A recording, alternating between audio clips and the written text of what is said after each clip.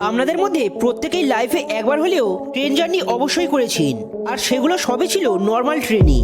কিন্তু আজকের ভিডিওতে আমি আপনাদেরকে পৃথিবীর এমন কিছু ভয়ঙ্কর ও বিপজ্জনক রেল লাইনের কথা বলবো যেখানে আপনারা ভুল করেও যেতে চাইবেন না। আর এর মধ্যে কিছু রেল লাইন আছে যেগুলো তৈরি করতে গিয়েই লক্ষ লক্ষ মানুষের মৃত্যু হয়েছিল। তো চলুন দেখে নেওয়া যাক পৃথিবীর সেই 10টি ভয়ঙ্কর রেলপথ।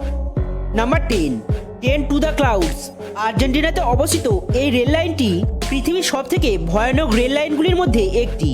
এই রেল লাইনটি তৈরি করতে প্রায় 27 বছর সময় লেগেছিল।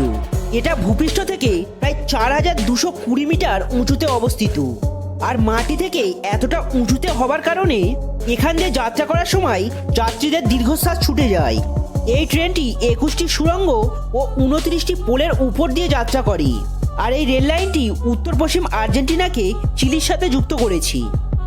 Number 9, Maeklong market railway track.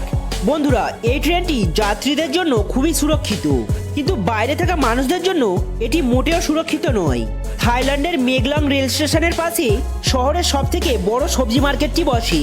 তবে সবথেকে আশ্চর্যকর ব্যাপার হলো এই বাজারটি একেবারে ট্রেন লাইনের উপরে বসে, আর যখন ট্রেন আসার সময় হয় তখন দোকানদাররা তাদের জিনিসপত্রগুলো কিছুটা সরিয়ে নেয় এবং ট্রেন চলে গেলেই তারা ফের তাদের জিনিসপত্রগুলোকে আগের মতো সাজিয়ে নেয়।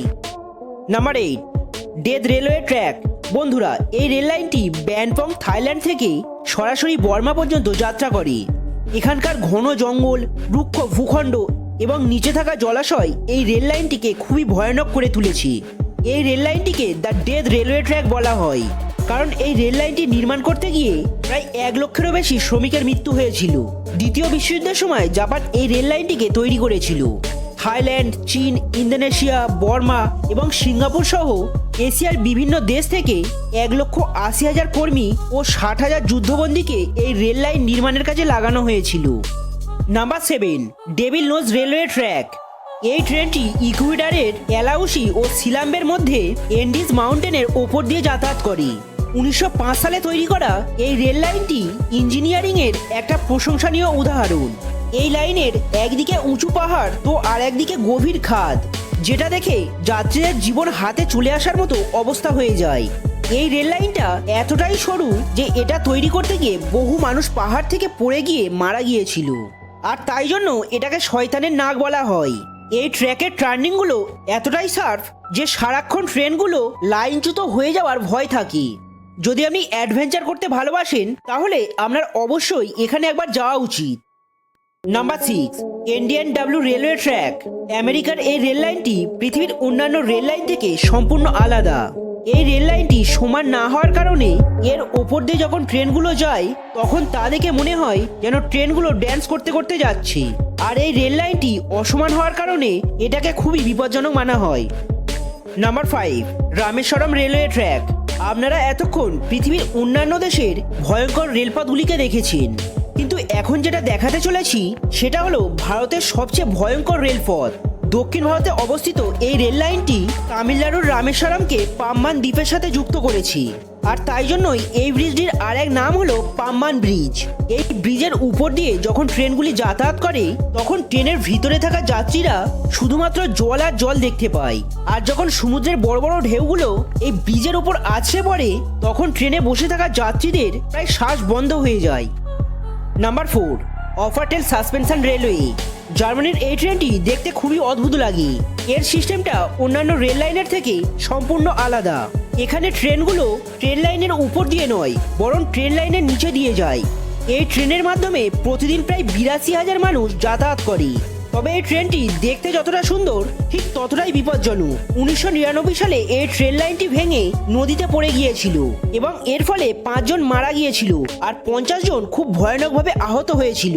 এছাড়াও 2008 সালে ও 2013 সালে খুব ভয়ানক দুর্ঘটনা ঘটেছিল। সুতরাং বুঝতেই পারছেন এই ট্রেনটি কতটা ভয়ঙ্কর। Number 3, Aso Minami route. এই রুটটিকে জাপানের সবচেয়ে ভয়ঙ্কর ট্রেন রুট মানা হয়। এই রেল লাইনটির কিছু অংশ খুবই পাতলা লোহার তৈরি পোলের ওপর দিয়ে যায়, আর ব্রিজটির দুধারে কোনো গার্ড নেই, যার কারণে ট্রেন চালককে খুবই সাবধানতা অবলম্বন করে ট্রেন চালাতে হয়। কারণ ট্রেন চালকের একটা ছোট্ট ভুল সমস্ত প্যাসেঞ্জারের মৃত্যুর কারণ হতে পারে।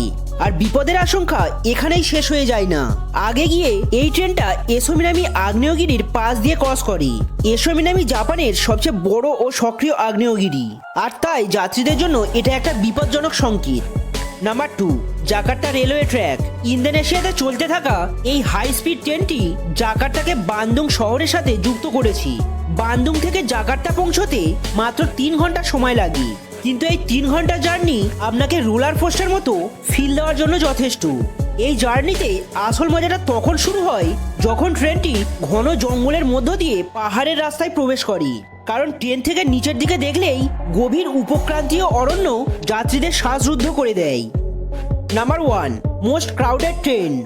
বাংলাদেশের এই ট্রেনটাকে সবচেয়ে বিপজ্জনক ট্রেন বললেও ভুল হবে না, আর সেটাও এই ওভারলোডের কারণে। এরা নিজেদের জীবন বাজি রেখে এই ট্রেনে যাত্রা করে। প্রধানত ঈদের সময় এই দৃশ্য দেখা যায়। এই ওভারলোড প্যাসেঞ্জারের কারণে এর আগে অনেকবার দুর্ঘটনাও ঘটেছে।